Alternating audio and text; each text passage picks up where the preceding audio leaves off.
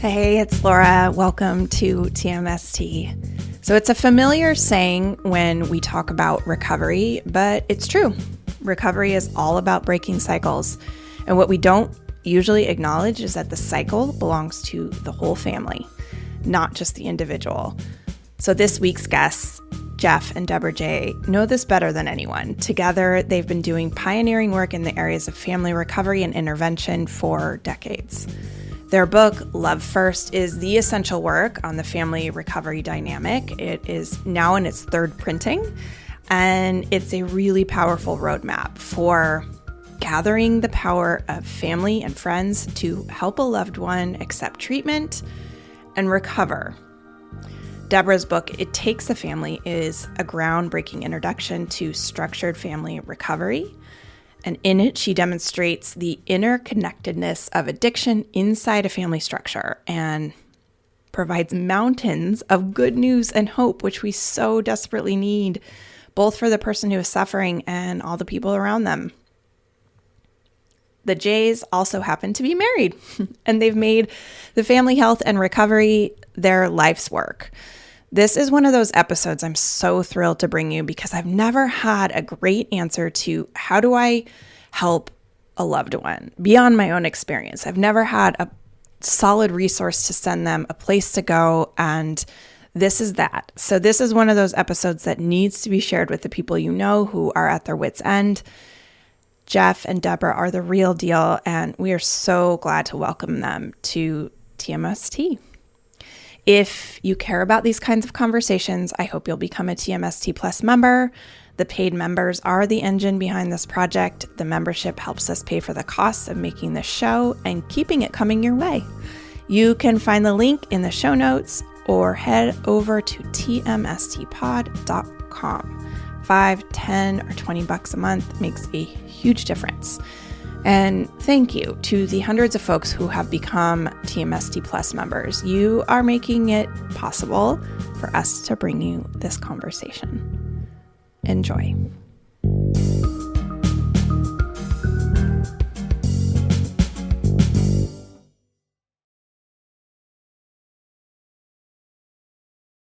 Hi, Jeff and Debra. Welcome. So happy to have you. It's so nice to be here. Yeah, thank you. Thank you for having us.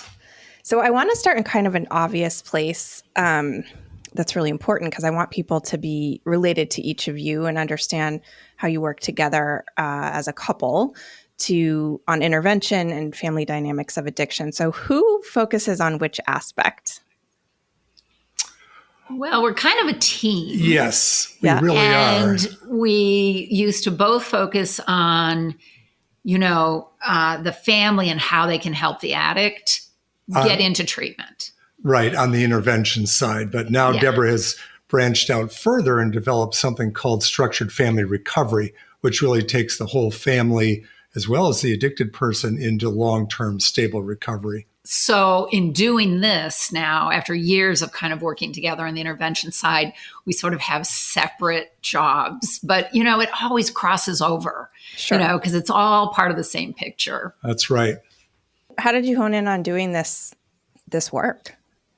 So it was way back when we both met when we were working as counselors for Hazelden, at Hanley Hazelden in West Palm Beach. Yeah. We were a staff romance. Oh, and yes, right. And after we were married, I'm an intervention story myself. That's how I got into recovery. And we really realized that intervention at that time, the early 1990s, was terribly underutilized, not understood, and hadn't been manualized at all. We have to understand it wasn't a household term yet. We weren't talking about interventions for everything. People weren't talking about intervention. If you said intervention, no light would come on in anybody's head. They weren't accustomed to that. And even when I started working for Hazelden, and I had a family member at the time I was concerned about, and I started asking, what can I do as a family? No one had an answer for me. These were Hazelden people in those days. There were so few people who did this, really. So, a handful. If you're looking at people who did it nationally, you're talking about a handful. Wow. But, Jeff and I working, when you work, as we used to say, In the trenches. Trenches. That's what I'm trying to think of. In the trenches with alcoholics and addicts, you get to know this disease in a way, with an inpatient program, day in, day out. You see this disease operating. Even if you've seen it, Jeff's in recovery. I'm on the family side in recovery. You see it. And one day we just had an epiphany. We were home. We were married. We were home. And we had this epiphany. And we said, the big missing link in our field is the family. It's all starts with the family. Everybody's a counterpart. Everybody's a partner in this disease. Everybody is affected. It just affects people differently. And we have to learn how to leverage that. And that's what launched us in this whole direction, this whole everything that we've done since came from that one moment. We really took the idea that when the family's in crisis, you've got to take the focus off the alcoholic and put it on the family and friends and figure out, how are we going to organize? How are we going to come together? How are we going to use the power of love and concern in a very specific and organized way so we can break through that, the normal defenses and denial and bring the person to a moment of clarity where they will accept help. And, you still hear it today, don't you? Alcoholics and addicts don't want help. They don't want help. But what I like to say is alcoholics and addicts can't want help. It's the nature of the disease. They cannot want help. But there is a real person way down deep. And that person will often say, after they get over everything, they'll often say, I have so much gratitude because they did for me what I couldn't do for myself. Yeah. Will you say more about they can't want help? Yeah. That's the thing. This is a disease. The way it affects the brain, this is a disease that won't let the victim reach out for help. But not only won't let them reach out for help, it causes them to push help away, right. And there is this inability to see things in the way everybody else can see them. And that drives the families crazy because they can't figure out what's going on. Because when I was drinking and drugging, that's my solution. Ergo, it can't be the problem. Right. Totally. So when families are talking about the problem, you're talking about their solution. Who's the problem? The family is the problem to the addict. That's right. Right? Yeah. We're talking about the alcohol. We're trying to get in the way of the alcohol or the drug, which is a lifeline. So we become their problem. We don't understand that. We live it, but we don't really understand it because it seems so obvious. It's the bottle, it's the pill, it's the powder, and the addict doesn't see that. They don't see that. So I want to get something out on the table that is I want to say it's not a sticking point, but it's like a strong preference for me. And it has been since I got sober. And it's the labels addict and alcoholic. And I know you need something to say, to say, this is the person who's struggling, right? But I personally find, because of the cultural stigma around what it means to have an addiction, especially a substance use addiction, substance problem, it sounds so punitive to me. Well, let me say a couple of things about that. And I know Debra will want to too. Sure. Yeah, please. First of all, alcoholic is a term that was, brought up to break stigma, because it was a medical term. So now maybe we have to, do we have to change it every, and then another point is, this is the way people in the real world talk about it. They say, my brother's an alcoholic, my brother's an addict. So in our writing, we really want to use the language that people really use. Now, these days, people want to say, let's change it to substance use disorder. That's, a kinder, gentler, whatever. It's like, is anybody actually fooled by that? Does anybody actually feel better about that? Because it's such a mouthful. It's really hard to say. Well, and I want to say too is that, and I get it. There are a couple reasons we use this language when it's the language of the 12-step programs. So when you change languages and you have two languages, you can have a real, create a real barrier because there's a language crash. Understood. But one thing I talk about with stigma is, there's a reason. It's the behavior when people are addicted is not good. typically. You know, addicted people in your family cause a lot of pain and heartache and fear. And not changing the name isn't going to change that experience. So what ends up happening is stigma always attaches itself to the word. So like when Jeff said alcoholic was originally designed for the same reason, and now here we are again. So we keep chasing words, but the stigma actually doesn't go away. It might seem like it on the surface, but it does not. We would be much, much, much better.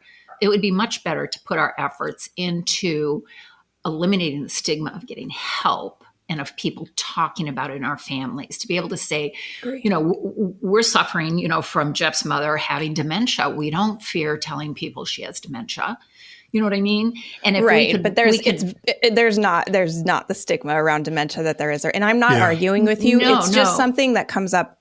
I had like a and I don't want to split hairs or anything, but I think this is important because it's what you're saying. I completely get, and you need to use specific language so you can actually say what you need to say. Like there's a practical necessity of just calling something a label and consistently doing that.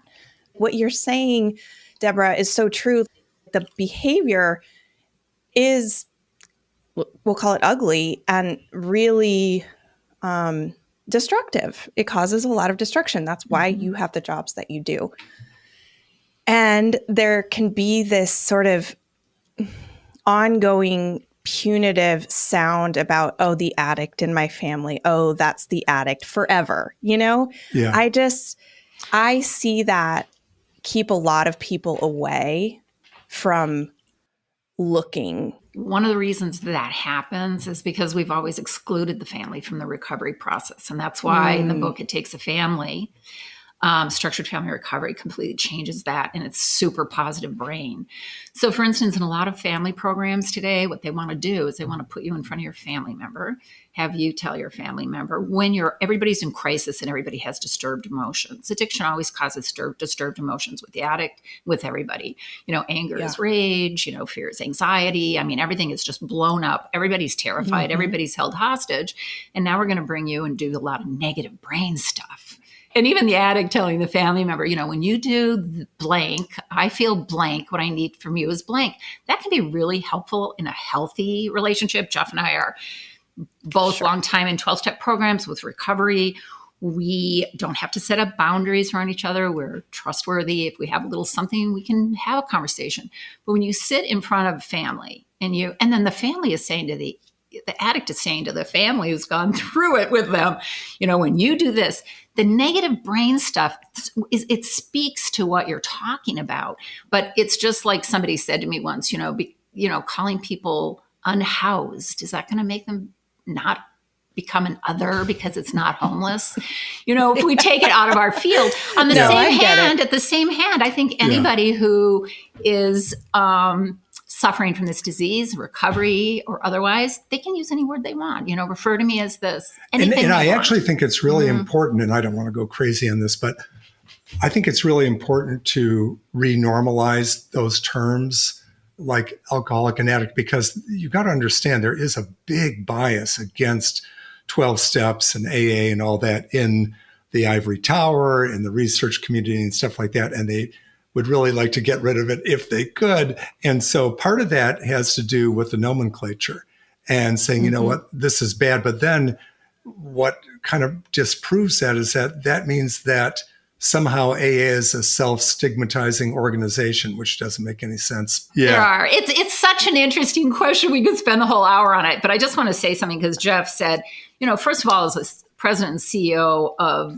a treatment center said to me some years ago, I'm like, what's the whole thing with AA? He goes, well, nobody can make any money off of it.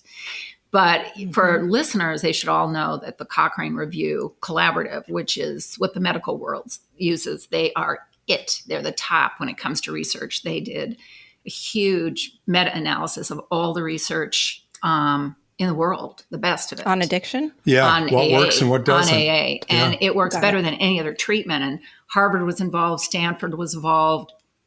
There's a great video on this on YouTube called Does AA Work, I think. But what they found is it's better than cognitive behavioral therapy. It's better than motivational interviewing. It's better than any other treatment for long-term recovery. So the field has to kind of come back to that if, they're truly going to call themselves evidence-based. Because of the work I do, I get so many messages from family members and friends who are facing addiction in their families. Parents who are concerned about their children kind of dominate those messages, I would say, but also, partners, siblings, parents. So let's talk about some first principles. What do people need to understand about the family dynamic in addiction? The way we come at it is a little bit different than that. And that is to say to families, you have a great deal of power to change the situation if you come together as a group with the right plan and you take the time to plan and prepare and actually deal with this. There can be endless... it's action first. Yeah. We don't try to change anyone's attitude. Action first. Because there can be endless permutations about the dynamics of addiction in the family. I mean, you can go kind of endlessly around and around with that. But regardless of the dynamics, those who are closest to the addicted person, family members, friends, colleagues, etc., peers, if they will come together, get organized, really learn more and understand how they can take action, that's what makes the difference, not trying to dissect what the individual foibles in this family system might be. So it's like we have developed, like in the 90s, and refined a process. And when you put that process in place with the family, it's unbelievable. They start coming together because everybody, you can imagine everybody's on a different page. Everyone has a different idea. He just needs to grow up or, just don't understand him. There are all sorts of things going on. The sister who talks to him all the time, the sister who won't talk to him. And the thing about it is that it's in action. And I did a couple of boot camps with Stanford's Behavior Design Lab. I mean, we put this in place way before, but really made me understand why it works, because things that create lasting change, it's not changing people's attitudes. It's setting up behavioral expectations, and that will change attitudes. Keep it really simple, set up positive social norms. And in this whole process, the thing is, you use the family to do all of that, and they come together. And I will tell you something. Like I always say, don't call families dysfunctional. That's wrong. And I learned that in my field, and it's just dead wrong. They are in crisis. Any one of us in a similar crisis with limited resources as they have had will act exactly the same way. They will blow your socks off any day of the week when you give them something meaningful to do. And I have never gotten used to how amazing families are. And believe me, they understand what's meaningful and they understand what isn't. And they're fed a lot of stuff that isn't meaningful. And then they say, Talk families. About some of that. Yeah. Talk about some of that, it's just stuff that they know it doesn't help them. It's like, you're giving me a bunch of information. What do I do with it? I get home. I don't know what to do. Oh my gosh, he smells like alcohol. I don't know what to do. They understand it. And the thing about it is that also another thing in our field, they say families just don't stick. I say, oh no, they just don't stick families to just stuff. Don't stick. They don't stick. They won't stay with the to process. Anything. No, they're not sticking because they know this isn't going to do them any good. So Jeff and I are so focused on what works, what's practical, what the steps are.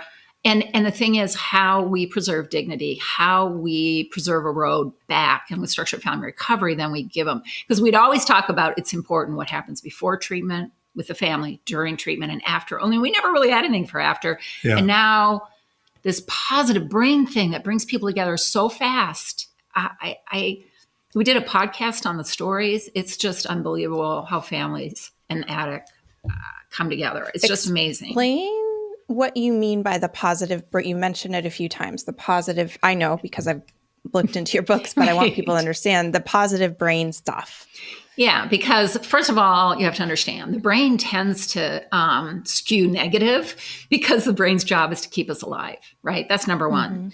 So the brain is always going to remember what cave the bear lives in, right? So anything negative, the brain lights up really, really brightly, and those are very durable memories. Positive things, the brain doesn't light up so brightly, and they can bleach out over time because they don't keep us alive necessarily. So the thing is that when neuroscientists tell us for every negative, you need 5 positives. And I'm thinking they're talking about negatives that are a lot less negative than what families have gone through with addiction, right? Like, so maybe for addiction, you need 10 positives or 20. I don't know what the number is.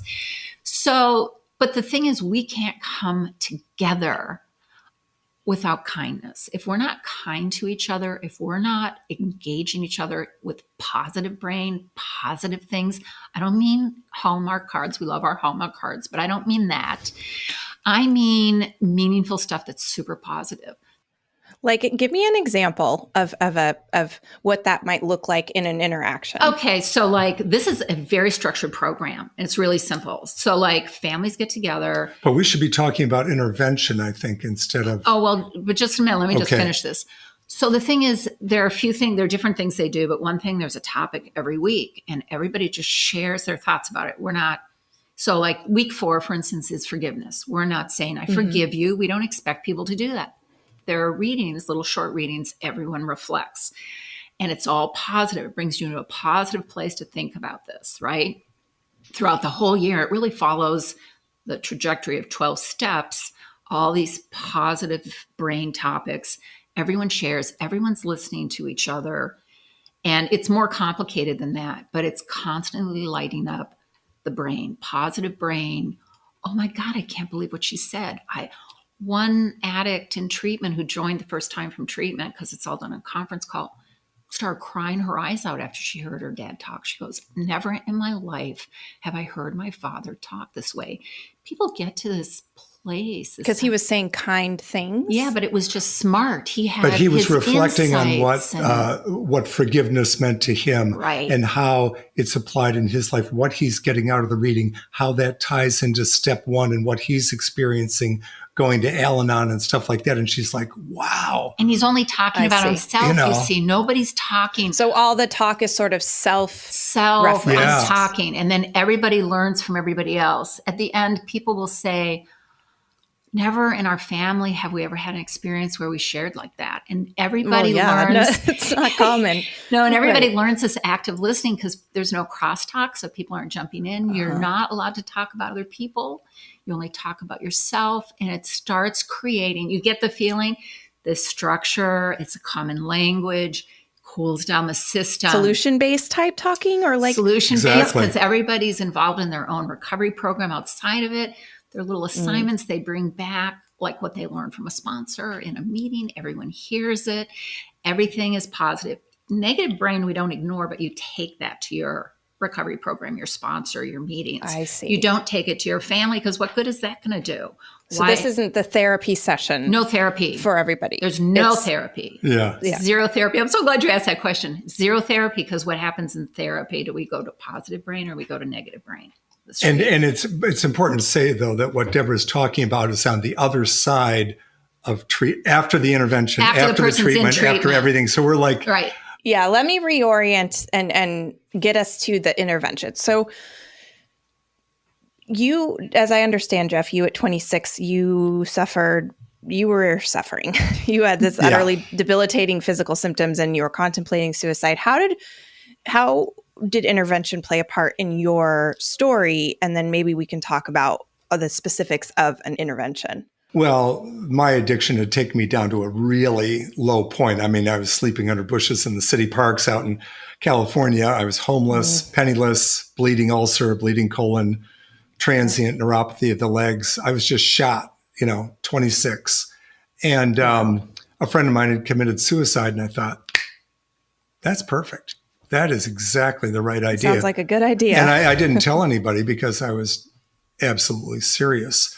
It was kind of a very serendipitous or miraculous family intervention of an unusual kind, but a family intervention that got me into detox and ultimately into treatment and ultimately into recovery, because I didn't understand that I could get better. I really thought I was at the end of the road and there wasn't any point in trying to go further.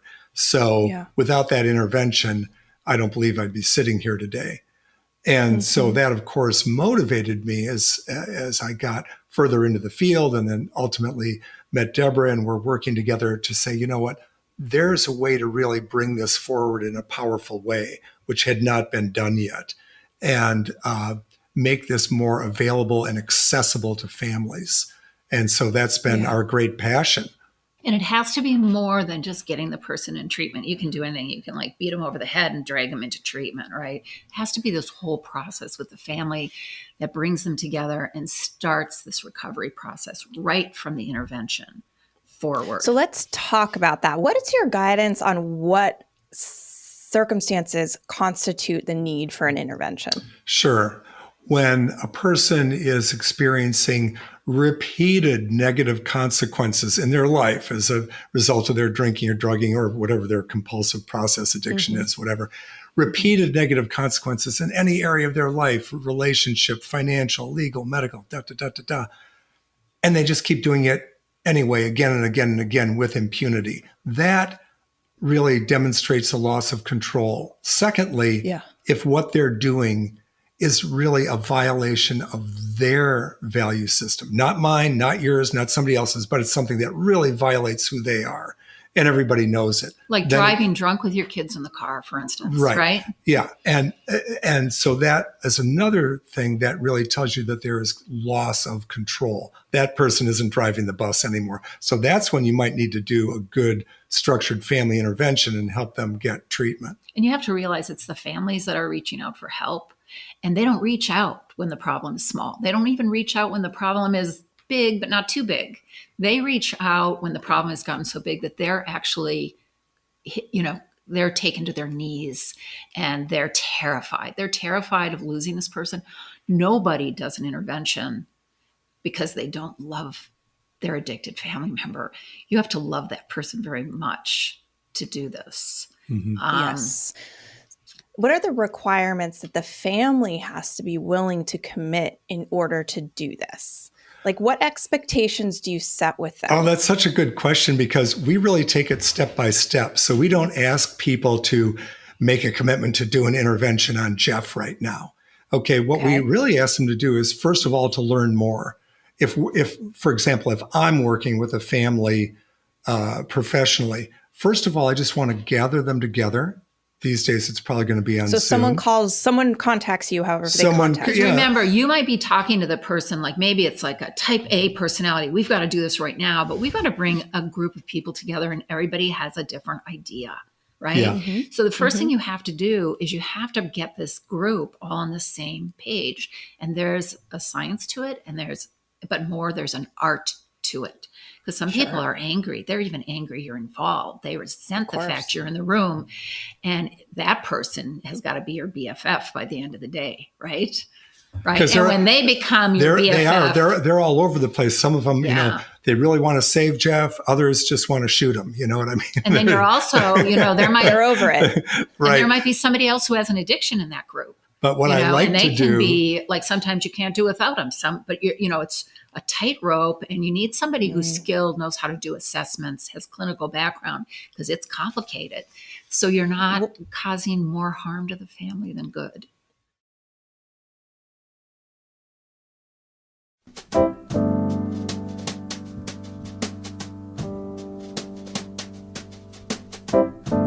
Hi, I'm Michael. I'm the executive producer of Tell Me Something True, and I co-created the show with Laura. We have one goal here: put something into the world that helps all of us figure out how we can have a better week. And we think that the best way to do that is to keep the pod ad-free, so that all of the work goes toward making something that's useful for you instead of hustling to keep advertisers happy. And this is where you come in. TMST Plus is the membership program that helps to keep this show going. Whether it's through a monthly membership or a one-time contribution, TMST Plus members are super important because they help to pay for the show's production and distribution costs. It's pretty sweet, makes a difference, and you can make it happen with a one-time gift for as little as $5 or $10 or $20 a month. If your situation is such that becoming a member doesn't work, it's all good. We hope you enjoy the show, maybe share it with a friend or two, and we hope you check out the playlist that we put together every week on Spotify. Just search the playlists for Tell Me Something True. It's free, and we're thrilled that you're here. And if you could become a member, well, you can find the link in the show description. Head over to tmstpod.com. Takes less than 2 minutes. And thanks.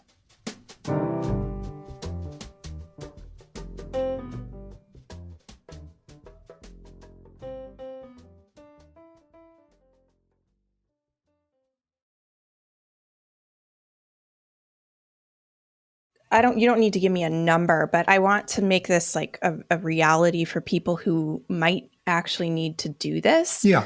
What resources do they need to have? And is this something that needs to happen in real life, physically in the same room? Does it sometimes happen virtually? So first of all, for many families, not all families, they don't necessarily have to hire a professional interventionist.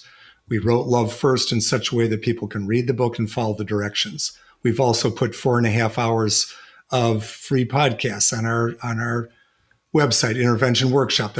So it's not a money thing. We in the put sense, endless resources on our website for free, and we talk to anybody. What they do need to do is at least have a core of people who care enough to come together, learn more, and start to understand what possible strategies they can bring to bear on this situation. And so the idea is take it step by step. You don't have to, eat the whole cow, right? Or just let's just have a hamburger. We might and start with a family with like what we call Yeah. a strategy session. Let's just get all the pieces of the puzzle on the table. Let's just strategize. What can you do? What are your resources? Sometimes they have to scrape resources together for treatment. We don't want them to use all the resources on intervention, right? So we have lots of strategies. Well, what can we do? Well, listen, read the book back to back because the book is a complete roadmap. Plus, it cools down the system when they read it. Everybody's like, oh my God, yes, yes. So everybody starts coming together. Just because they read it, the chapters tend to be 1.5 pages, 2 pages, 3 pages, because everybody's in crisis. You don't have an attention span. You don't want 32-page chapters. It's easy to read. It tends to stop that family argument of, no, we should do this, no, we should do that. Right. It's like, no, we're going to follow the book. We're going to follow the directions. And that's kind of the first step sometimes because people are arguing so much about what the heck are we going to do with that crazy they're Jeff? just in so much pain. And it's kitchen table solutions. Everybody's got a different solution. But what feels right is usually wrong. And what feels wrong is usually right. But the thing is, if they can read it, let's say they have no money for an intervention. If they can get together, they can read the book. I think you can get it on Audible now. They'll know more than most doctors in this country by the time they end up reading the book on what to do. Yeah. And then they can do things like do a strategy session with us or, any skilled, really, really skilled person. But you can figure out what they need. Like, what help can we give you? Is there somebody in your life? Is there a clergy person that can come in and do this with you? That can, how can we make it happen for people? Obviously, if you have the resources, to hire a clinician, clinical interventionist, that's great. It's better. And sometimes you have issues that are extraordinary and you need somebody, right? So trying to figure that out. Just a mediator of some kind. You need a mediator. You need some kind of professional that's going to be able to deal with. If you've got a kid who's smoking so much pot and now they're in full-blown psychosis, it's way too complicated typically for families to handle on their own. Do you two still physically go do these? I understand that I do. but is that true? You do? I do. Okay. Yeah. Yeah. Wow. Which I love. It's a funny thing, but I love it when a family calls and they're in crisis and they think they've tried everything and they don't know what to do. It's very, very likely that I probably do know what to do. And so it's a great joy to me, frankly, to be able to listen to them, really hear the story, get into it in depth, and then start to lay out a strategy that they can follow. And, I want to point out, too, the other thing that's really important is when to tell people you should not be doing an intervention right now. Okay, so when is that? You have an example recently where you had a family and you said you're going to have to wait. And they had to wait 2 months. And the father was furious. Yeah. When Jeff said, you can't do this right now. Right. There was circumstances, we're not going to be successful. Yeah.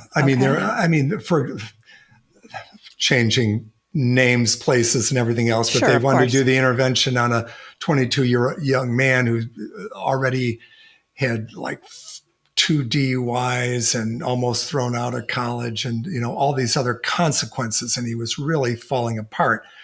But the last DUI had put him into a court-ordered program, outpatient, and the father said, it's not going to be enough. We already know that. We need to do an intervention right now.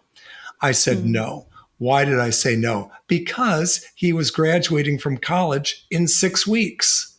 I'm not going to take that away from him. Even if we had done an intervention, he would have been so furious he would have gotten nothing out of treatment. So we had to put in a different time frame, and it was driving the parents nuts. Of course, they're terrified he's going to die. And they're like, if he has a drink after graduation, can we do it? No, there are going to be graduation parties. It's going to happen.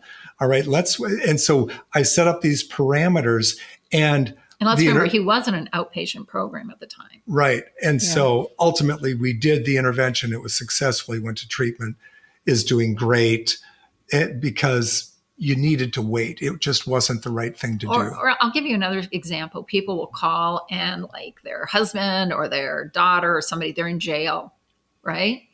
And they want to give you their credit card. Let's do an intervention. Well, the intervention's happened. We could work with you on an hourly basis, but the first thing you want to do is say, I'll bail you out.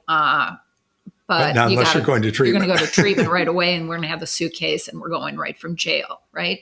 Jeff did an intervention in a jail once, and the only place was the janitor's closet. The sheriff put them all in the janitor's closet to do it, at the jail.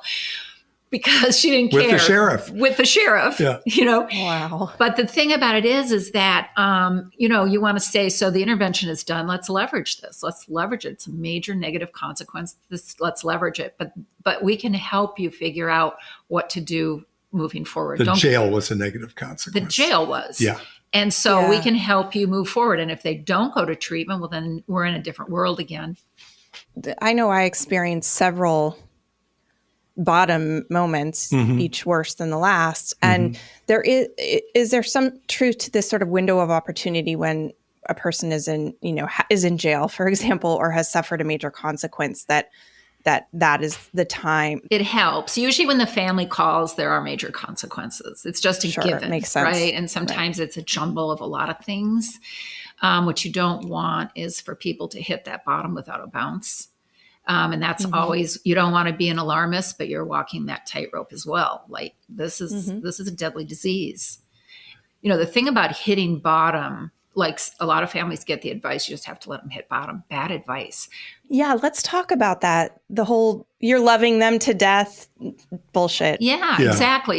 And the other thing is nobody says, oh, by the way, the whole family hits bottom along with them, including the smallest children. It's just not okay. But there are a lot of bottoms without a bounce. There's jail, death, really bad things happening to people and families. So to answer your question, I mean, it's nice if there's just been a huge consequence and then we do an intervention. It's definitely not necessary.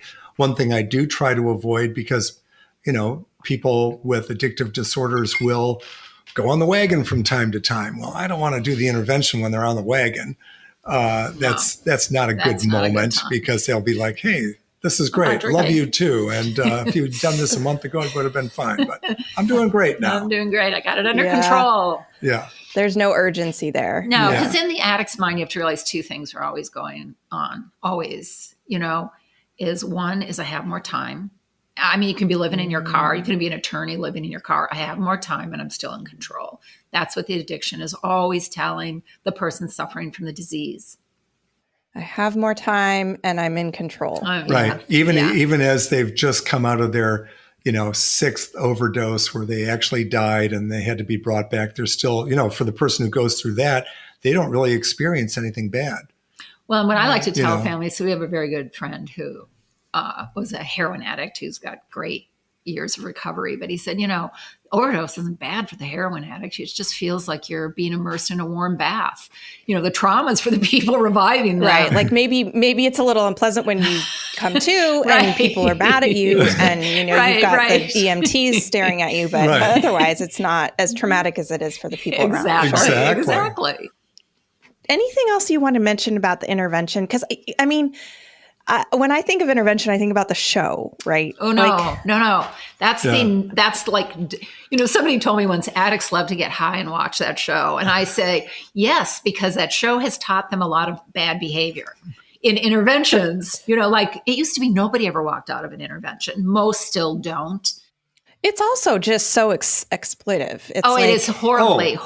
I've watched it twice because I had to, and I both times broke my heart, really. Yeah. But I just want to say the thing about it is I want to say to families, the Love First intervention, it is so loving, not in a very it's in a very structured way. It's choreographed in a very specific way to be really effective. So many people in recovery that have gone through this type of intervention, they save all the letters from the families. One person told us, and he must be, I don't know, 13 or 14 years sober. He said, I didn't even know. He said, yeah, it was a love first intervention. He said, and when I have a down day, I pull out those letters still today and read them. And I think it's the only time in our lives, if you're lucky enough to go through an intervention, where the people most important to you tell you in very specific terms how much they love you, how your best characteristics, you're so generous, you were there to help me, you remember these funny times, person after person. We don't do that in good times. We don't do it in good times. I had a family after they did the intervention, they started doing that for people's birthdays, Oh my God. And then they probably a little different. They put maybe a little much. It didn't end with, it ended with cake, not treatment, but then they would put letters in like photo albums and give it to them. So when do I get the cake intervention? I want that one. I want the cake intervention. But it's so funny because my reaction to this clearly says a lot about my own still issues, even at 8 years of recovery. I just want to cringe at the vulnerability and intimacy of the whole scene. It's a beautiful thing though, but it is very tough. I mean, in my addiction, most people, we're very good at playing people off against each other and telling different stories to different people. So even as the intervention begins and all the most important people in your life are there, it's like, oh, I'm not going to be able to play anybody off. Oh, they're all prepared. Oh, they're talking about. Also, you have to hear these things that the things that they love about you when you feel so awful. Oh, I know. It's, I mean, in a way it's killing with kindness, isn't it? Because we're talking about connection, why we love you, why we care about you, times we've been proud of you, times that you've been there for us. I can barely take it. And then we move on from there to saying, I've come to understand that this is a medical problem. Yeah. It's not you. It's a medical problem, requires professional treatment. I know you've got the problem because of A and B. Move on quickly from that. You would never make these choices for yourself. Right. I'm going to make not who you are. Commitment to walk with you. I'm going to do my own, family side recovery.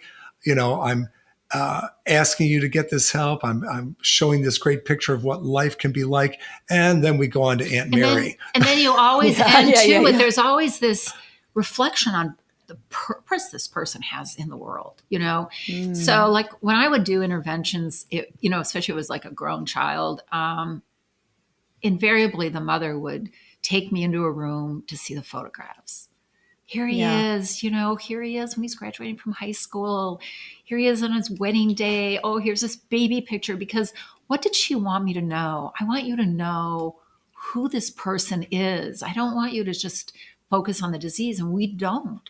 You wouldn't, but they're right. They're afraid of that. But they're afraid of that, and they want you to know this is who we're saving. This is the wonderful person he is or she is.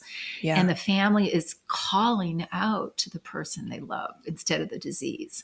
If you go to battle with the disease, as Jeff will always say, the disease owns the brain.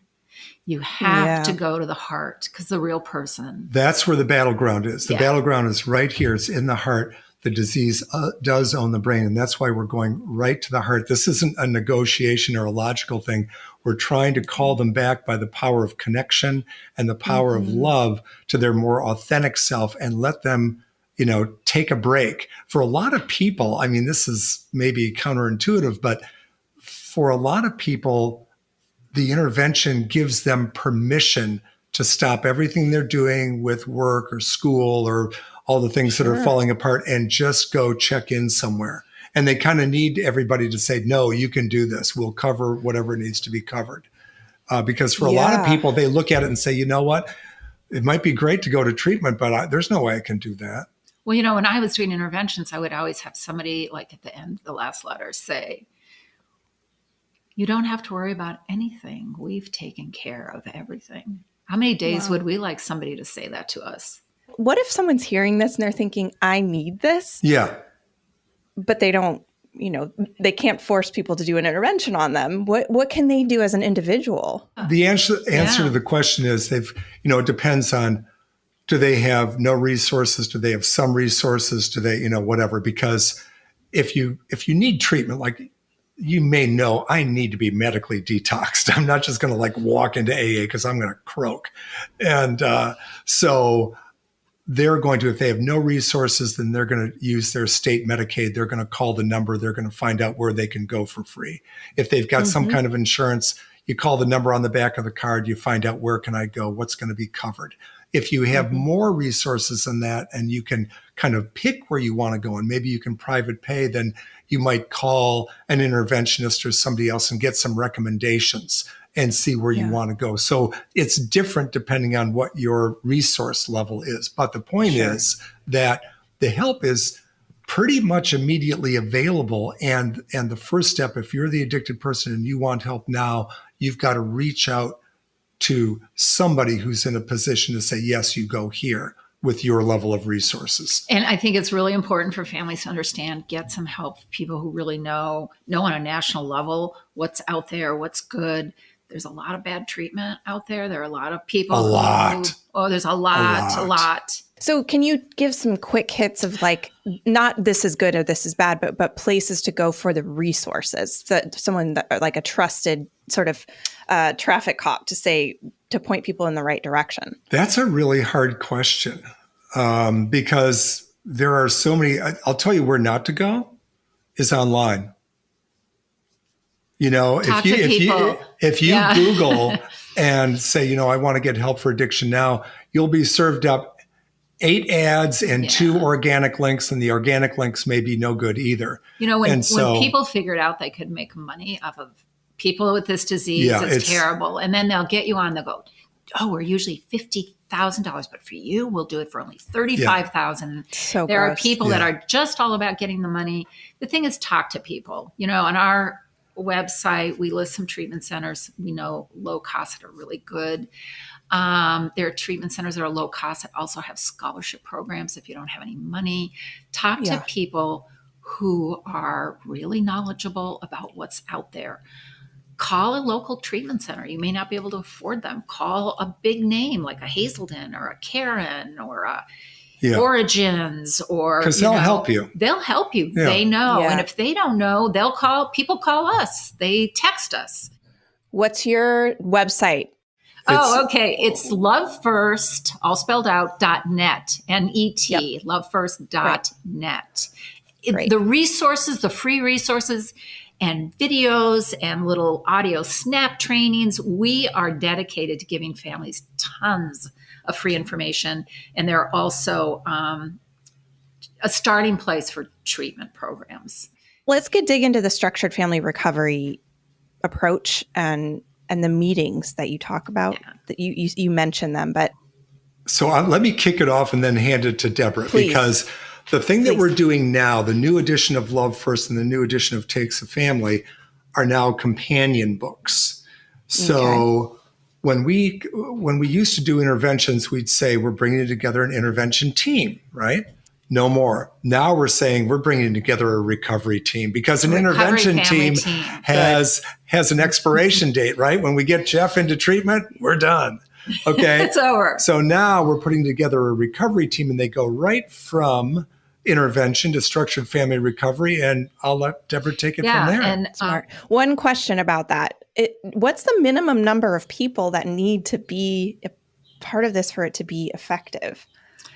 Structured family recovery or intervention? Yeah, or like both? Could it just be the mom and a kid? Is that enough? We've done it. We would prefer to have more. That would be hard. It would be, we've done it. I mean, we've done it successfully. We had a team once. Sometimes I'd say, if there's only one person in your life, man, they're an important person. And we have done that. We just had a team like that recently finish a year, and they had a really positive experience.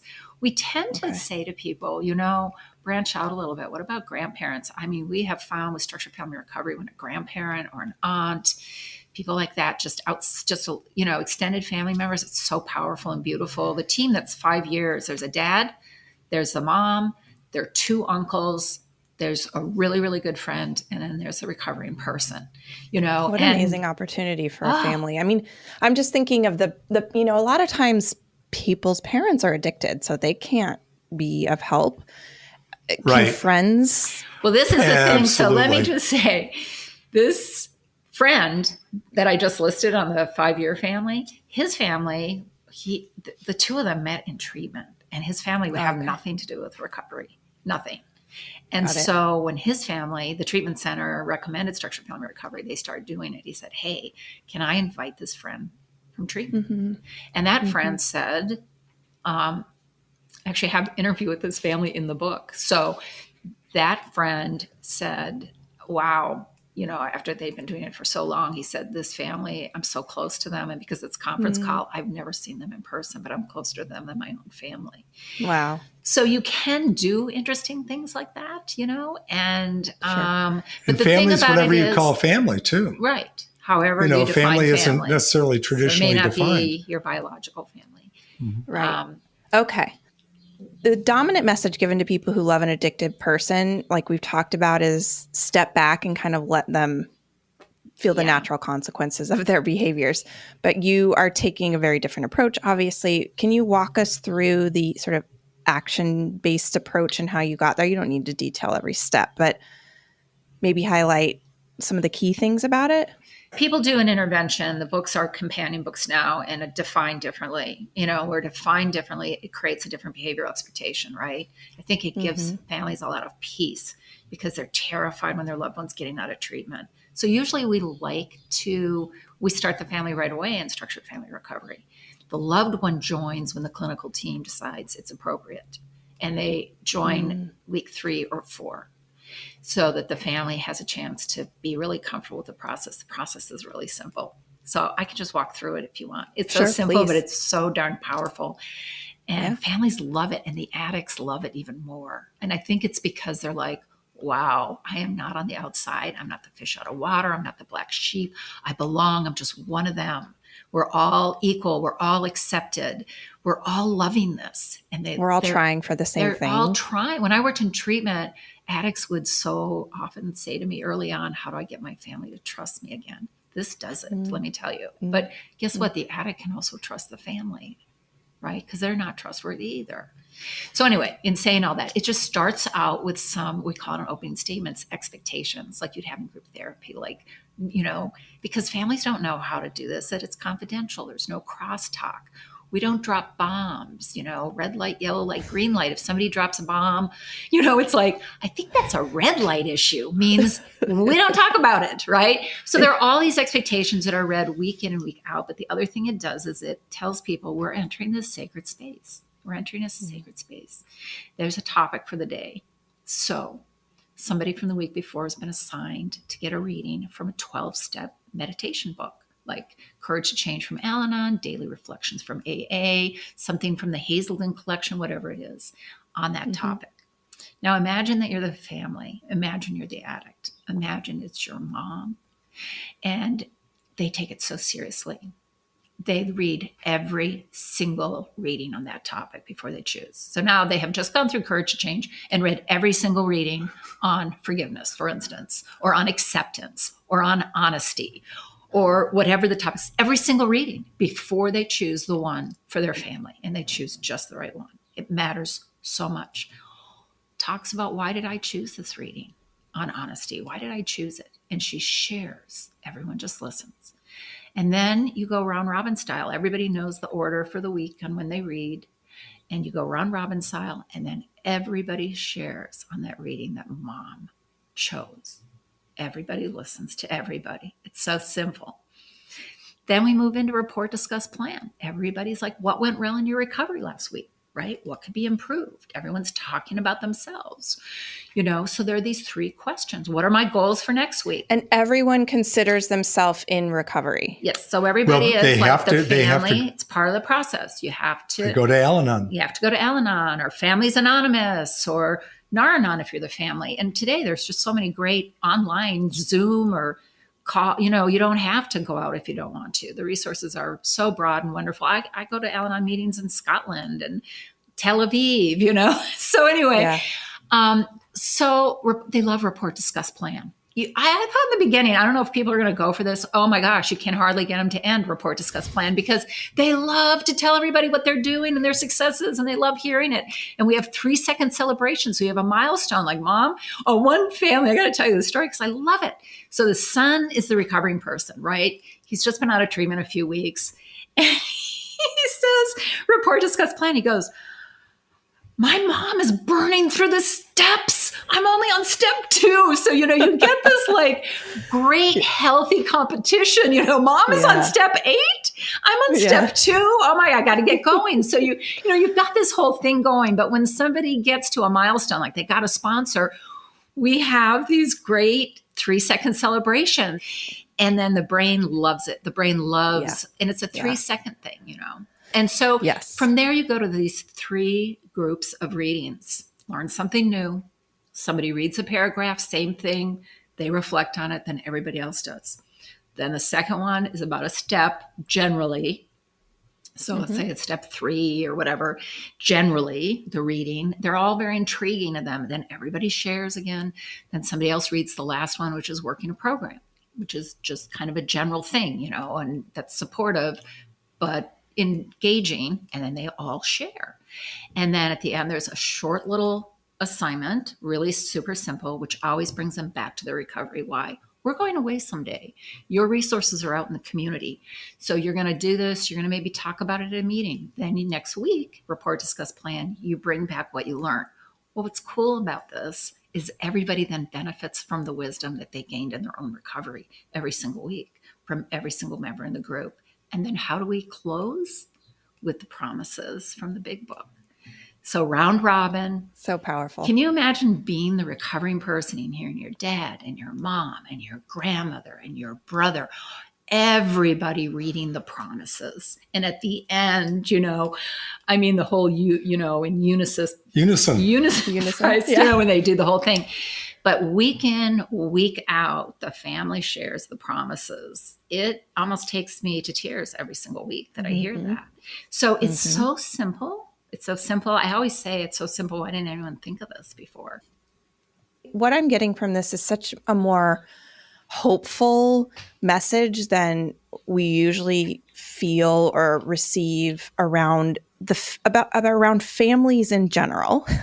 I would just say to families that regardless of what you think, the end of the road, whatever you think the reality is, no matter how, disjointed everything is, just go to your library. You don't have to buy Love First. You don't have to buy It Takes a Family. Most libraries have it, although you want the newest editions, but they'll probably get it. We don't even care if you buy the book. Go online to lovefirst.net. I read the beginning of the books right there. You just have to listen to it. You don't even have to make that commitment. You don't have to make that big step. Just go to lovefirst.net, right on the first page. Just listen to it. Yeah. It's free because the thing is, I think the worst thing for a family, and I'm on the family end, is that you lose that person and that's the regret you can never get over. You never want to have to say at 3 a.m, what if? At least you know that you've done everything. But for most people, they are going to be successful in getting their loved one help. And that's a great thing. They don't have to be captive to the myths of, you have to let him hit bottom or treatment won't work if he doesn't want it or anything like that. Raise the bottom to today, learn what you can learn. Ask somebody else, would you be willing just to listen to this on a website? Don't say, let's do an intervention. Would you just be willing to learn to listen to this and take that little step and pick the person that's most likely to say yes. So then the 2 of you ask the next person, would you like to say, would you listen to this? It's only going to take you 7.5 minutes. A lot of times there's so much resentment from family members, partners about this behavior. And a lot of what I see is one person in a marriage gets sober, the other one doesn't and needs to. And there's just so much anger and resentment. And it's even though they know what they've been through and what it's like, you still think this isn't my problem. This is your problem. What's the message? How do you convince people or get them to see that It is the family's problem. It's the reaction because there's no sense of a solution. So where do you go? If you don't know what to do, the only thing you are left with, this isn't my problem, because no matter what anybody says, and it is a disease, but no matter what anybody says, it is difficult to be in a close relationship with an addict. So we start moving away from them. And when we don't have any other problem, our brain just goes to, this is your problem. If we don't have a solution. When you have a solution and you can start with these little teeny weeny steps, so that we get past contempt prior to investigation. Do you have 7 minutes, right? Do you have 7 minutes? Who can say no to 7 minutes, right? Right. And so make those little tiny steps, because at the end of the day, like that resentment, like they always say, it's like, drinking poison and expecting the other person to die. We can't live with that, and it takes a huge toll. But the other thing to me that's the most important is the future, the generations of the future. Because this disease is generational. My first editor at Hazelden, when we wrote the first edition of Love First, we were having coffee, and he said to me, Debra, whatever pain we have in our life today, it's probably like 200 years old. And the best thing we can do in life is to end that pain with us. And when it comes to addiction, it's more important than anything. We have to end that pain with us. We know, and if I can end with this, that children, especially who are living in a home with addiction, that they're rapidly developing brains. Harvard, all the neuro research that's going on, we change the architecture of their brains. We change who they were meant to be. Mm-hmm. And they say now that'll affect you, even your health throughout old age. It cannot be the readiness of the addict. The family needs to move forward because the family needs to preserve itself. And it especially needs to protect small children. I love that and couldn't agree more. Thank you so much. Thank you. Really. This has been a lot of fun. It's been great. Thank you. Good. Yeah. You both are lovely, and this is going to be so helpful. I'm so glad we're going to have it out there as a place to point people.